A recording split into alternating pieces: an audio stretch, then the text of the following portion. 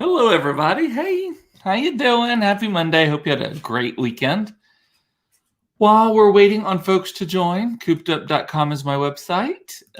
You can also follow me on other social platforms. Oh, I got some mad scientists here going today. I'm Cooped Up is where you can follow me. Particularly would love a follow on Instagram, please. Wherever you watch or listen to this, be sure you click the notification bell so that you get notified anytime I post new content or whatnot. Hey, Carrie, you beat my mother. Rude. Hey, Mama, good to see you. So today has been a day of technological gremlins, y'all. Technological gremlins. And you know, that is one of the things, maybe I should put my readers on for this.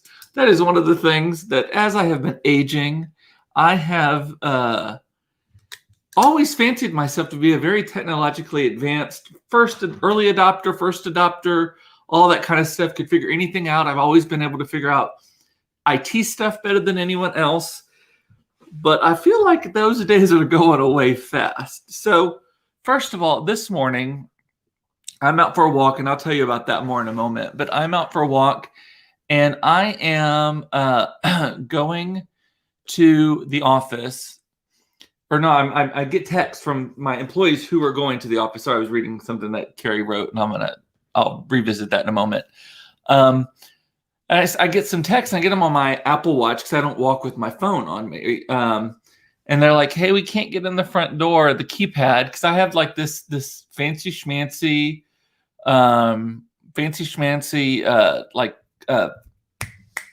keypad thing. Amazon Key is what it's called. So I can add users, take them off, change access times, all that kind of stuff, right?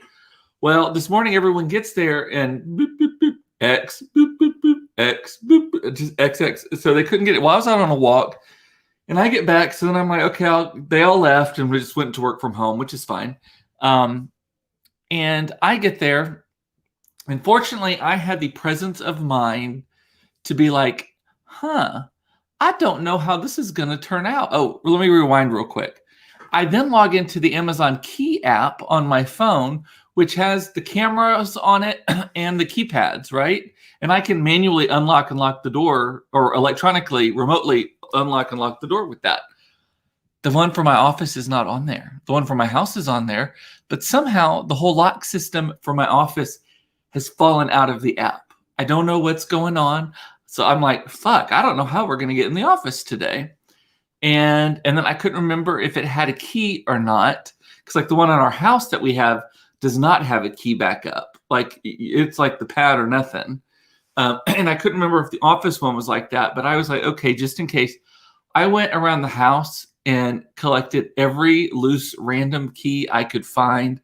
Went through the 16 junk drawers that we have in the house. There's a Ziploc bag just full of loose keys. Do y'all have that in your house? It's like a bag of loose keys.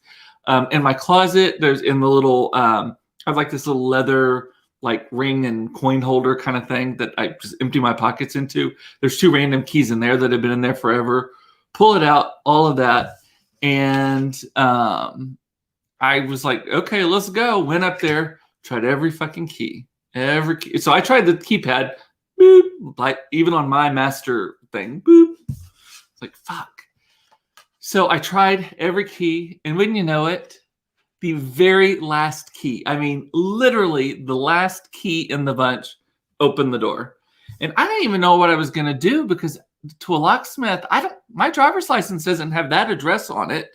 And we don't have a sign on the front of the building or anything. So, I mean, I guess I could have proved to him that because of the Ring camera, I could have showed him the view from my phone or turn the alarm on and off from my phone or something like that. But so I was like, great. So I get in there.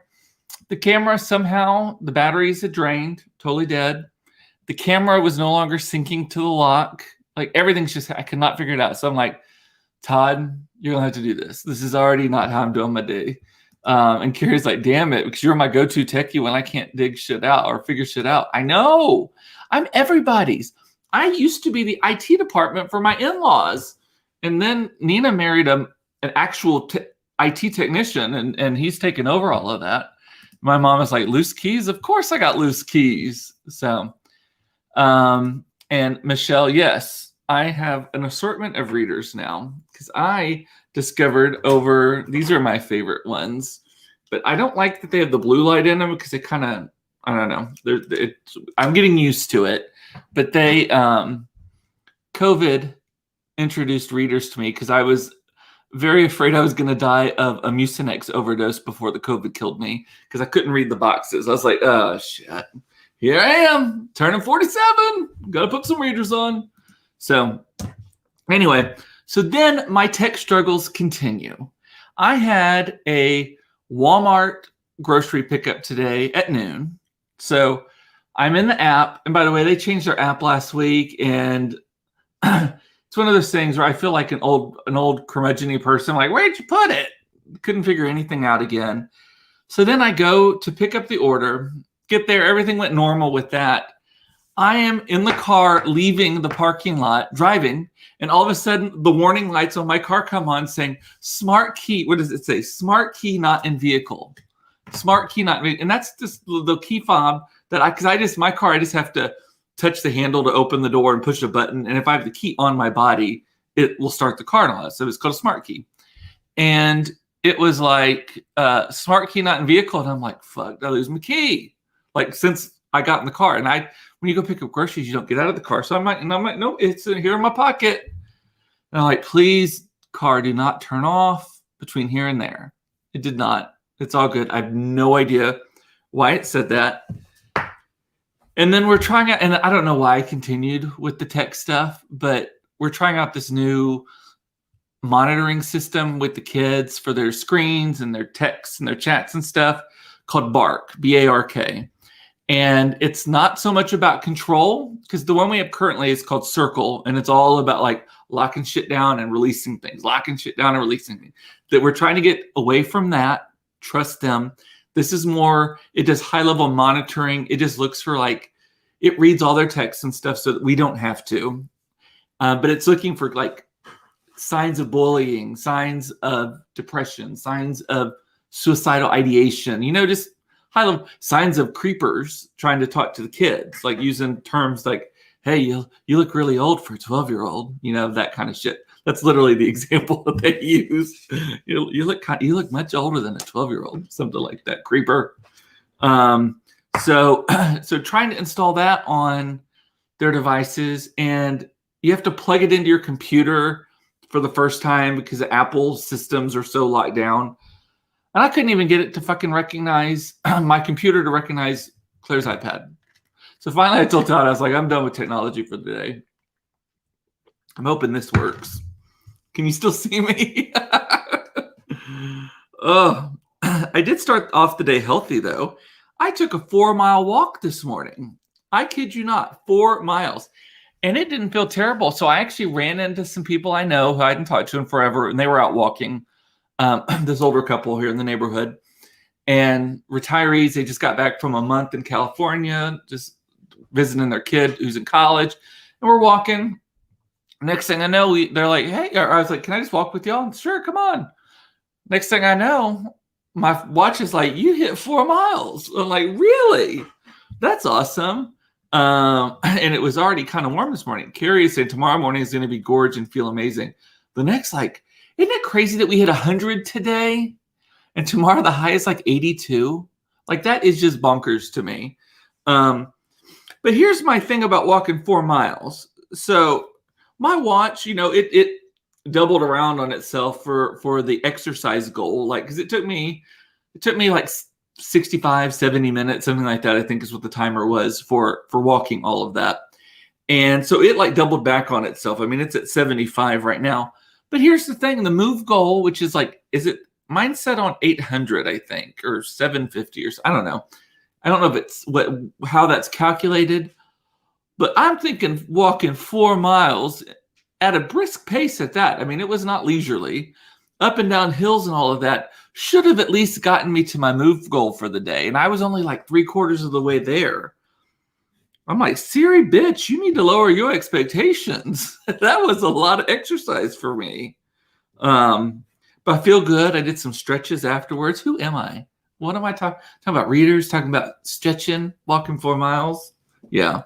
But I'm excited about tomorrow. I'm excited about this whole week. Do you want to know part of the reason why I'm excited about this week? It is Todd's birthday week, y'all. Todd's birthday week. So he will be 46. He is currently 45. I am currently 46. He will be 46 on Thursday, and then we will be the same age for about 2.5 months. So what are we doing this week? So he is on a juice cleanse for the next 3 days. We'll see how that goes. I asked him if grape juice that's been fermented counted as a juice cleanse, and he said no.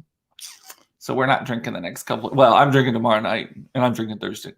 So basically, I'm drinking, just not tonight.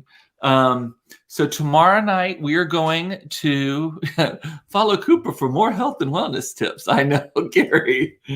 So tomorrow night, we're going to see the Golden Girls. Actually, I'm going to throw a link in. See if I can pull this link up. I saved it earlier. I checked that there are still a bunch of seats left. So Eric, Todd, and I are going to see 5 episodes of the Golden Girls for a big anniversary thing. We're going to the showing at North Park Center tomorrow evening at 7. If any of y'all would like to crash the party, you can. I just dropped a link to the tickets in the comments. So that'll be fun. We're gonna have a little drinks and light dinner or whatever right beforehand. I think our reservation is at 5:30, which I've told y'all before. Todd is offended, like the core in his heart. He is dying if we eat before 7. Like he's like, old people eat before 7. So just to fuck him up, the week of his birthday, we're gonna eat at 5:30 and then go watch a bunch of old lady TV on a big screen. I already have my Sophia Petrillo purse out and ready to go too. Oh, God. Picture it. North Park, 5:30 p.m. 3 old homosexuals show up for an early dinner. They just switched the lunch menu over. And then Thursday, we are going to dinner at Paradiso, which is here in the Bishop Arts District. It is this gorgeous. It has a beautiful patio. I mean, just stunning. Like something straight out of like Santa Barbara, Montecito, something like that. Gorgeous.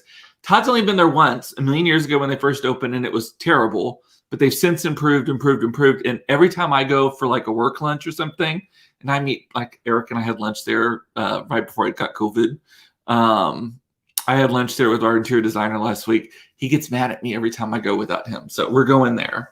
And Eric is saying, hopefully having dinner with me will make him forget all the earliness of the dinner hour. Or we just need to convince him that the 5 o'clock hour is the perfect hour for a dinner reservation. I honestly could eat at 5:30, 6 o'clock every day and be totally fine with it. Like I am not a late eater. By the time we're done, at this point, by the time we're done eating late, it's like time to wrap up. And I'm like, I don't know. I like having some stuff. Stuart is saying hi from Asia. I'm here to share my jet lag with you. God, going west is always the hardest for me. Like, cause going west, the problem is that even like it's just California, so I can't imagine what Thailand is like. It's where Stuart is right now. But going west is like, it's like 10 o'clock at night is already like midnight. And for me, that is like dead. Like I'm ready to go to bed at like 9 o'clock when I'm in California. Lose weight if you eat earlier. Ooh, keep talking. You're speaking my language. Eating dinner earlier is supposedly healthier for you. Makes more time for your food to digest before going to bed. Yeah, also, I think also just from an alcohol consumption standpoint, usually once we're done eating dinner and stuff, I will maybe have one more glass of wine. But if I time it and I have the food and then a glass of and then wine with dinner or whatever, then I might stop drinking so late in the evening. Because right now I'm drinking like beforehand and then while cooking and then while eating and then maybe one more after that. So I'm making all of these reasons. But but don't eat. Don't eat 7 Kit Kats right before bed. So my belly told me, oh, poor thing. I assume you make Kit Kat like the candy. I don't know what a Kit Kata is. And Carrie, you said something else. You said, bye-bye, summer, you cruel mistress, with your last-ditch effort on a summer day. We only like triple heat days all season, so what the fuck? 3 triple day heats all season, so what the fuck? I know. At least it was dry out today. I went outside on the front porch for a little bit. We're waiting for the kids to walk home. And there. Oh, and Carrie is saying she can't be here on Wednesday. We could do Thursday. I think that works. I think everyone's fine with that.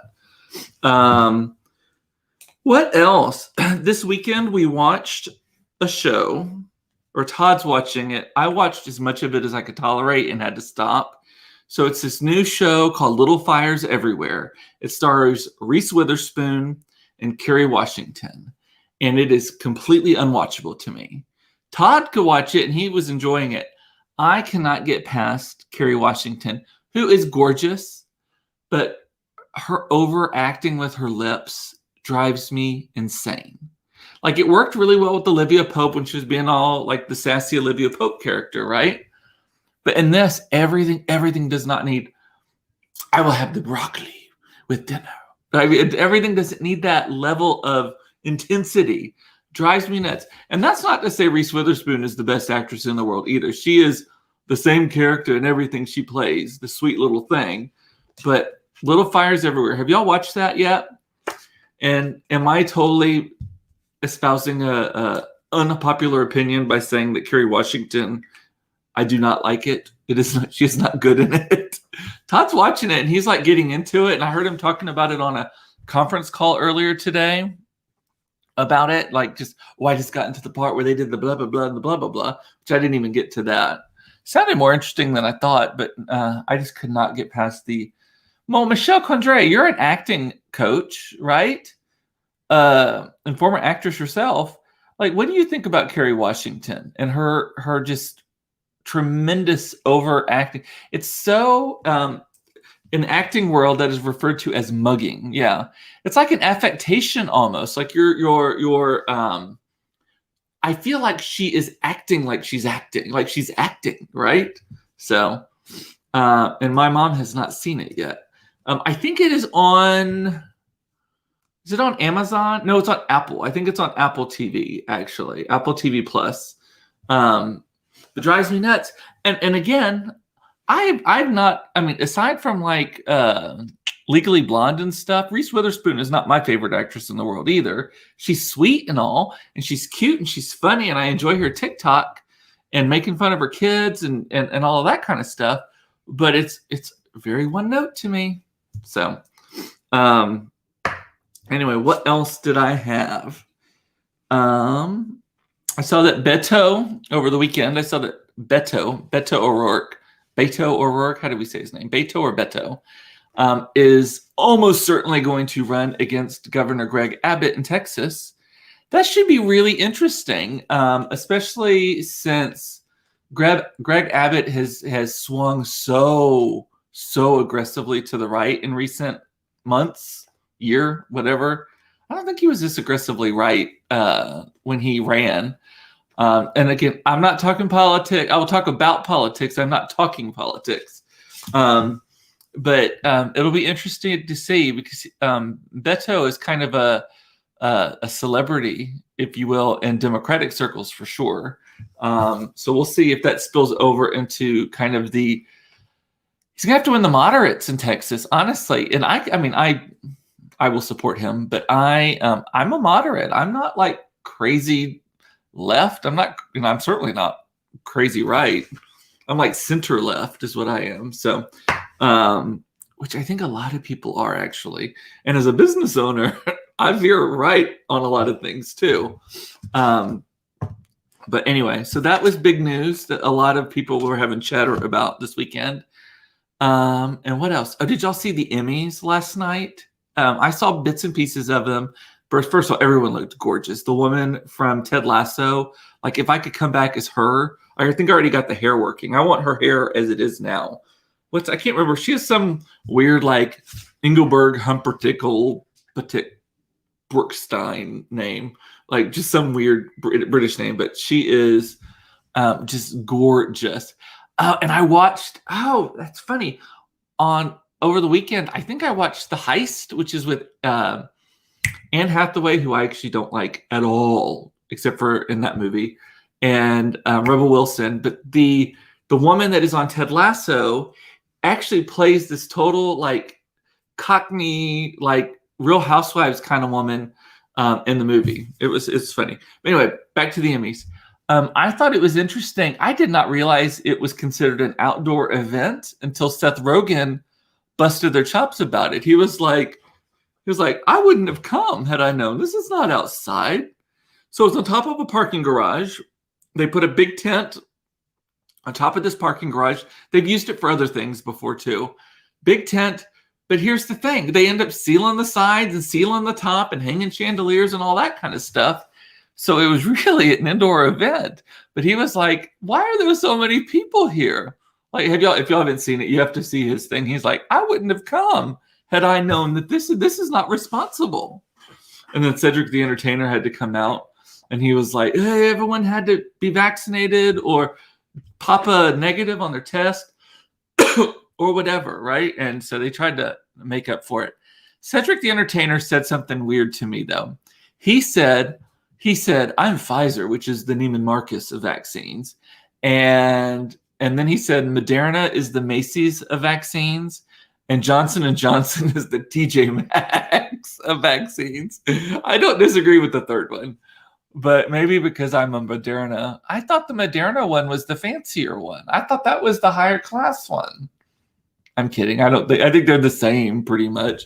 But all the studies are coming out saying Moderna is holding up. Maybe it is the Macy's. Tried and true. Gonna be around forever, hopefully. And what else? On the vaccine news, they did say, Aaron is reminding everyone that I did get sick. This is true. Maybe I got it at seconds in surplus. Pfizer announced today that the test results have come back that for the 5 to 12-year-old set, it's a slightly lower dose. It's a slightly smaller dosage. I don't know how you describe that. News-ish. Keep that in mind. And that it is effective and working, and they're going to officially apply, I guess, in the coming days, which means probably sometime in October it will be approved for use for the 5 to 12-year-olds, and which means that kids will be vaccinated by the holidays, which is tremendous. But I have seen some people who are like, yeah, but the government's already been pushing for this, but then they're there and they want everyone to get the boosters, but then the FDA ruled that boosters are bad or whatever like that. That's actually not true. What actually happened is that the FDA or CDC, was it CDC, FDA? I don't know who it was. Some major health organization deemed that the boosters are not necessary at this point for the broader population. Not that they don't work, not that they're unsafe, not that they're bad. For the broader population, people who don't have underlying conditions, people who don't have age things, people who don't know that they're not necessary at this point. But if you have, basically, my understanding is if you were in that phase 1, you probably should get the booster. It's 1/3 of the regular dose, my mother is saying. That's the kiddie dose. Well, that's good. So anyway, and then I also saw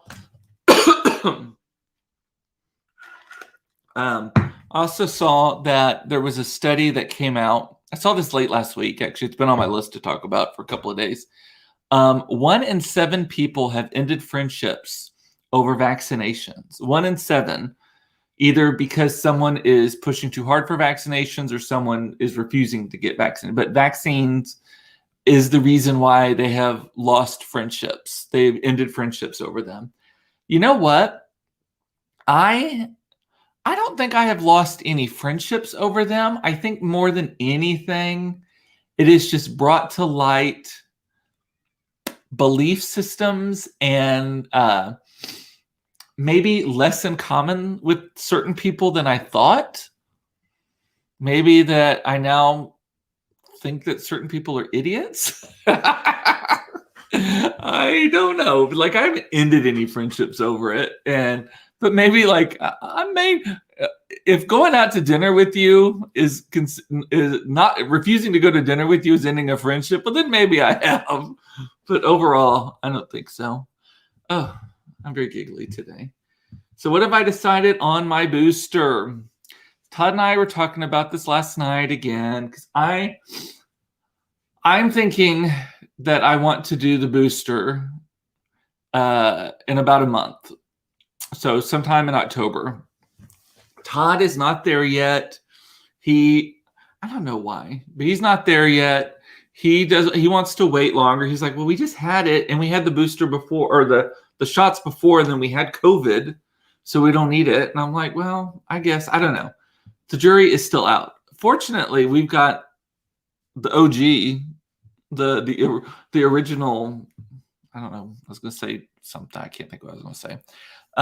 We have the virus, though, the actual virus in our system, like still antibodies from that. So we will see. But I'm not opposed to it. And I was actively looking at how I could get shots. Still, CVS, y'all, you can get a shot any day, every day, all day, anywhere. Like there's no missing it.